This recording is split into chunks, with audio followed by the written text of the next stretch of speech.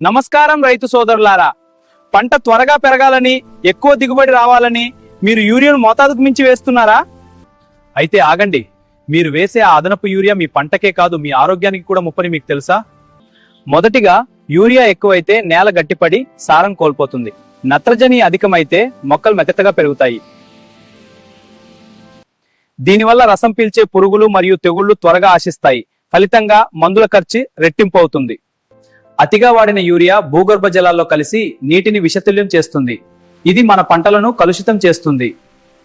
కలుషిత నీరు తాగడం వలన మనుషులకు మూత్రపిండాల రోగాలు వస్తాయి.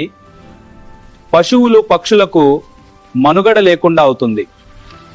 శాస్త్రవేత్తల హెచ్చరికల ప్రకారం దీనివల్ల క్యాన్సర్ వచ్చే ప్రమాదం ఉంది. యువతలో సంతానోత్పత్తి సమస్యలు వచ్చే ప్రమాదం ఉంది.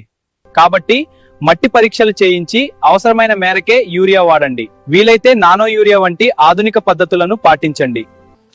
దయచేసి వీడియో లైక్ చేయండి, షేర్ చేయండి, సబ్స్క్రైబ్ చేసుకోండి.